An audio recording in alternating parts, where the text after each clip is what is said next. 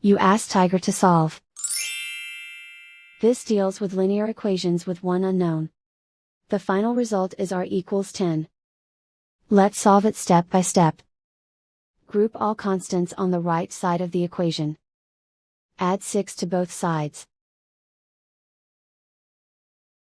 Simplify the arithmetic.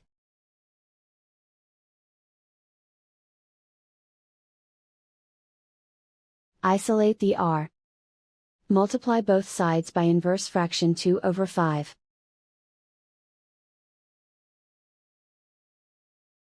Group like terms. Multiply the coefficients. Simplify the fraction. Multiply the fractions. Simplify the arithmetic. And so the final result is r equals 10.